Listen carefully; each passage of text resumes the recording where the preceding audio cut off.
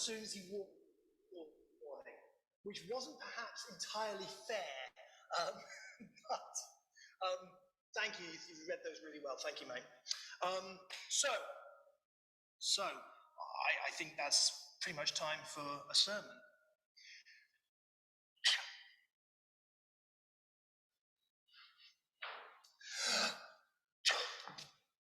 Okay.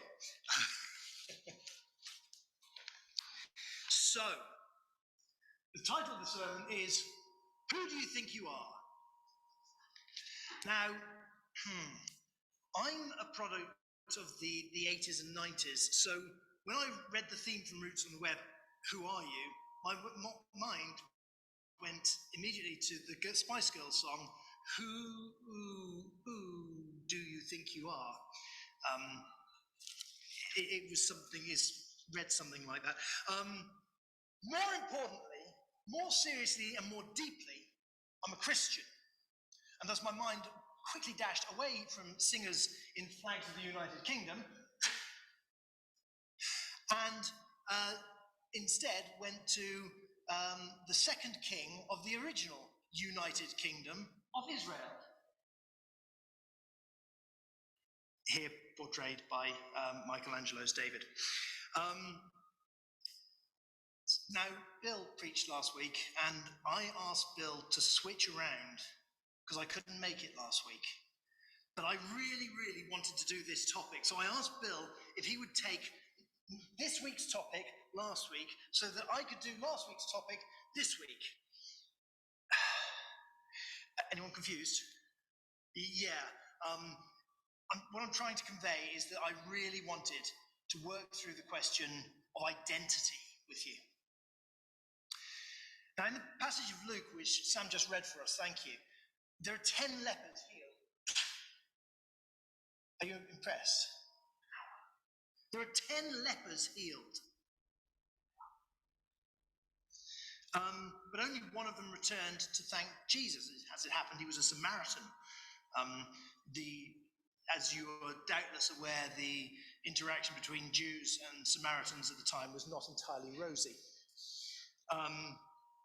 In the suggested Old Testament reading, once again, thank you, Sam, Naaman, an Assyrian general, comes to Elijah to be healed and nearly leaves untreated because of his arrogance. In both cases, the subjects had to drop the secondary titles that they had incorporated into their identity to properly receive their blessings. Now, if Naaman had come to Elijah as a man who had leprosy instead of as the big news out of Assyria, valuing Assyrian rivers over the Jordan was actually a bit of a muddy trickle at the time, the path which God had chosen for him, then he would have received his healing sooner without all the arrogant persiflage.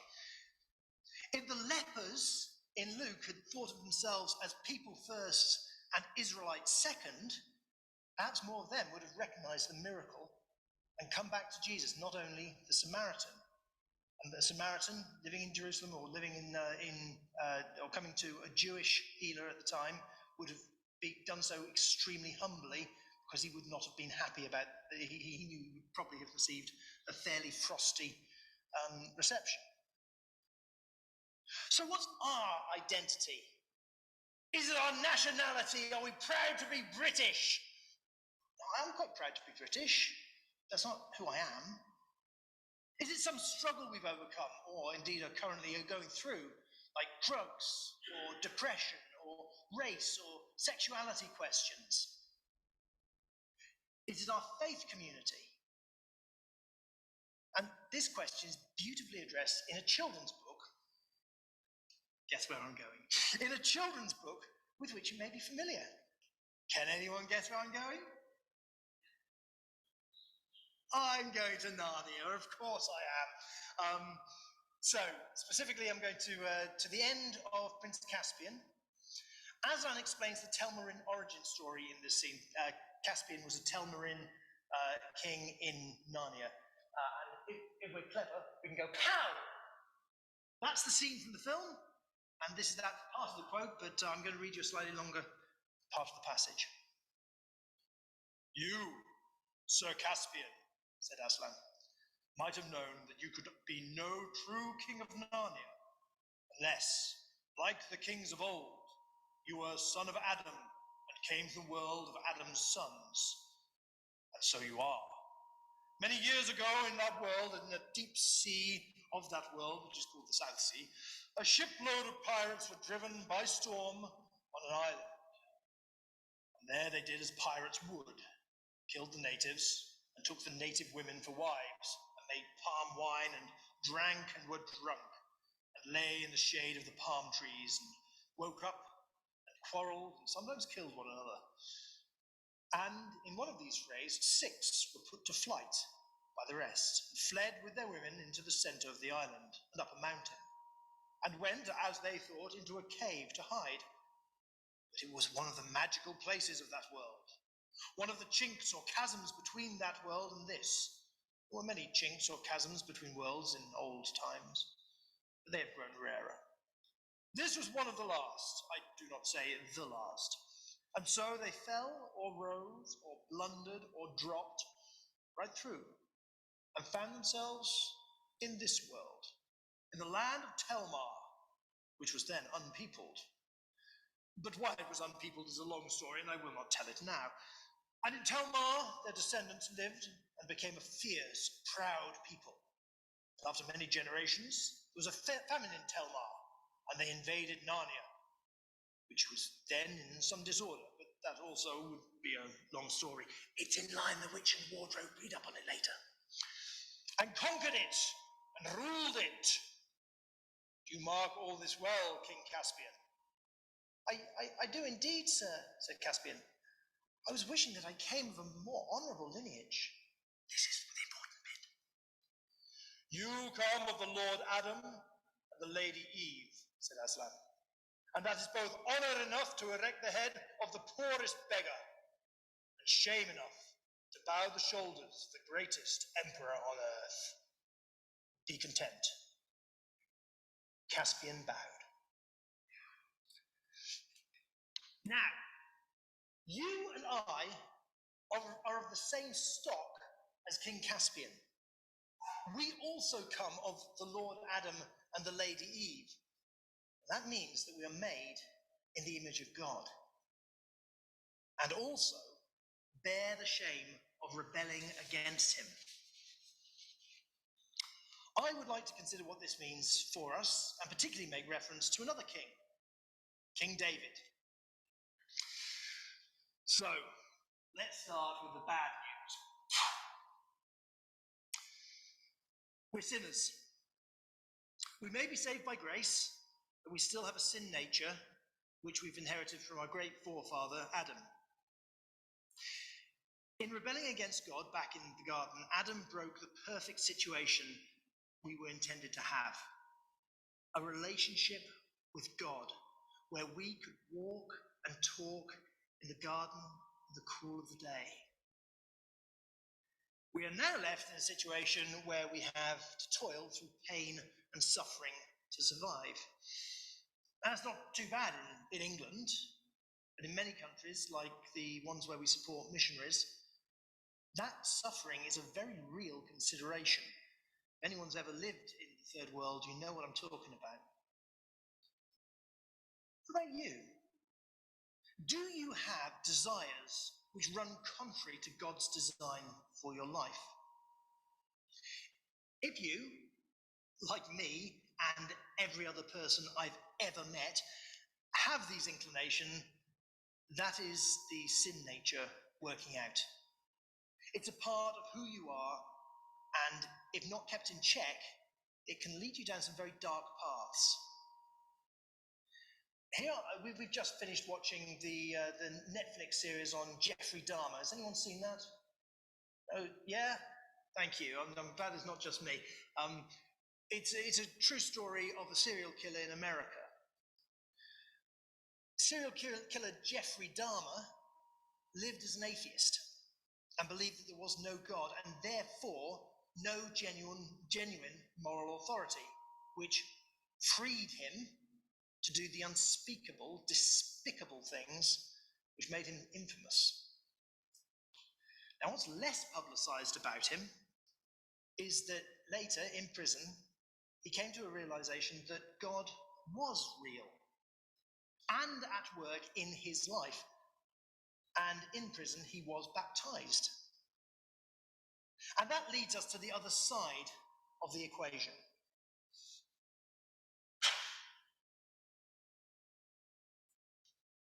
I'm favouring Michelangelo today, aren't I? The honour of being sons of Adam and daughters of Eve is that we are image bearers of God Almighty. Now, this has a really deep and rich meaning which we can't go into in just one sermon. It would take many, many sermons, and some of you are already looking hungry for Sunday lunch. In the ancient world to whom this was first revealed, an image of a god, small g, was seen as virtually the same as the god itself. Think of, for example, the reverence to statues in Hinduism today. And that's pretty close to what you do. If you went into a Hindu temple and started slapping around a statue of Ganesh, you'd probably be asked to leave fairly forcefully. Same concept. You could talk to the statue, pray towards it, and ask it for help, and it would be counted as a direct line to the deity itself. Today we call this idolatry. And as Baptists, we seek to avoid such things, but vestiges of it remain. For example, in the thoughts of our Catholic brethren. Imagine having this sort of reverence for each and every human being. Just look around the room for a moment. Each one of you is an image made in the image of God. You are image bearers of God Almighty. Every student, every shop cashier, every fast food server, every homeless person, and yes, even your boss, bears the image of God. I'm not doing this justice at all. Let's listen to Uncle Jack. C.S. Lewis again, this time from his sermon, The Weight of Glory. I quote, "There are no ordinary people." I really ought to be doing this in an Irish accent, oughtn't I? He was educated in England, it's fine. "There are no ordinary people. You have never talked to a mere mortal.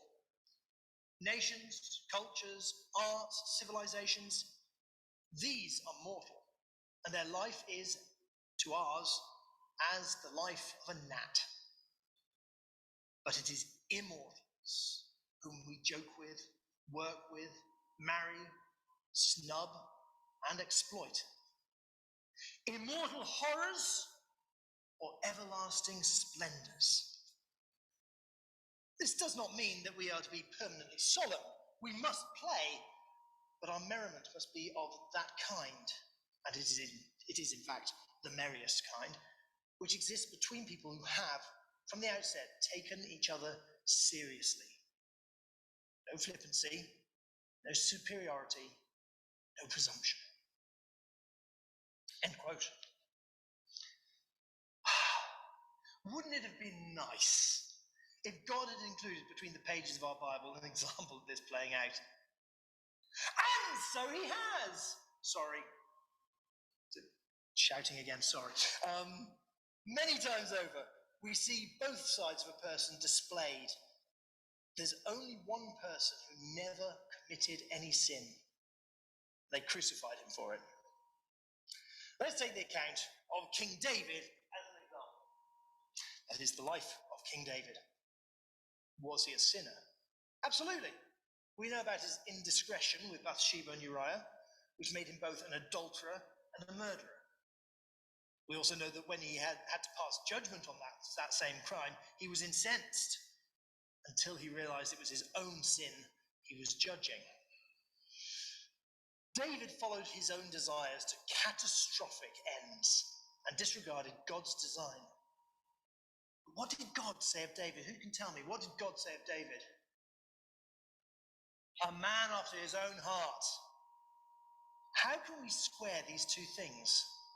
David did many good things and many bad things, just like us. And he was convicted and punished for the bad choices, just as we are. But he was rewarded and honoured for his character and devotion to God. Let's chart the story of David and see who he thought he was. This was several years before the Spice Girls asked the question. When Samuel comes to anoint one of Jesse's sons, he looks at height or aesthetics or prowess. God hadn't chosen any of them. Samuel asks Jesse if there are any more sons to see, and there is.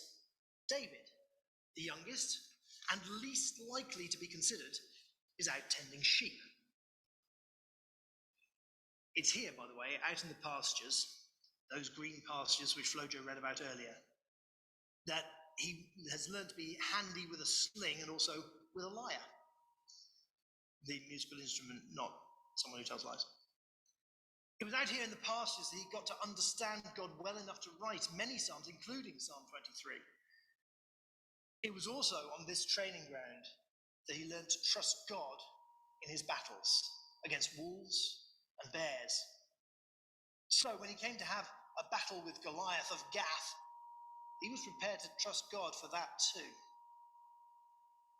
Do you remember how all that transpired? David took some food to the older brothers and found a camp overrun with fear and anxiety. Does anyone get Christianity magazine? Alison, I know you do. Used to, okay. I know you used to.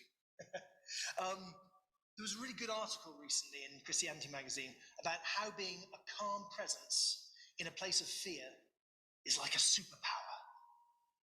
And this is what David showed.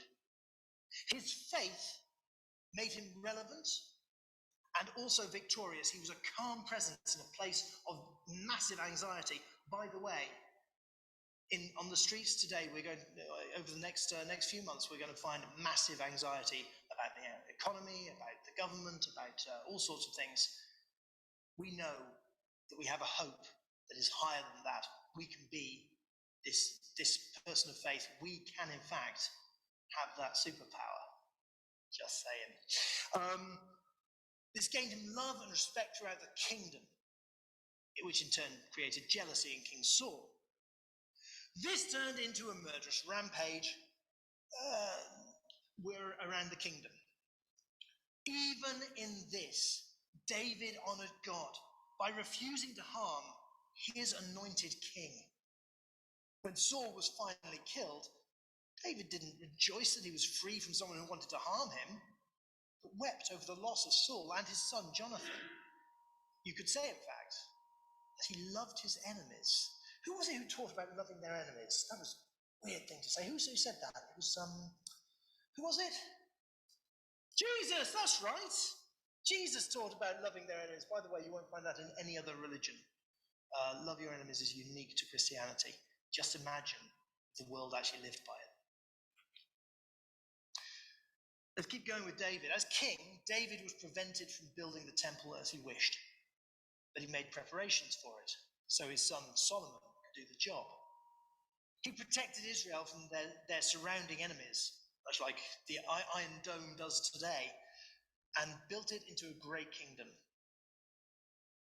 He met with dissension, rebellion, mutiny, even from his own family, loss of a child, and many other challenges without ever losing faith in God. I'm coming into land now. So to conclude, who do you think you are? If we strip David of the crown, the wives, the lyre, these three remain. Yes, it does sound a little bit Corinthian, doesn't it? These three remain: faith, hope, and love. I believe this is the way in which David, or one of the ways in which David is a man after God's own heart. I also believe that this is how we are to be as followers of Christ. Whatever struggles we find ourselves in, whatever challenges, external or internal, they're not as bad as David's.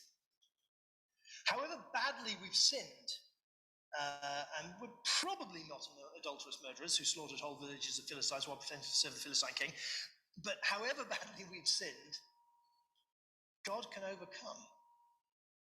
So if God can overcome those issues and regard David as a man after his own heart, what can he do with us if we have faith in him, place our hope in his promises, and love the Lord our God with all our hearts and minds and souls?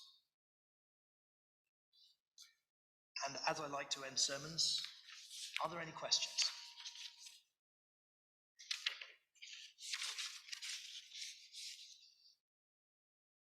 Okay. In that case, we've actually managed to find the Spice Girls and bring them in to do a musical. Oh no, hang on. No, it's not that. Sorry, that plan fell through. Tom instead is going to play for us. I Cannot Tell. Let's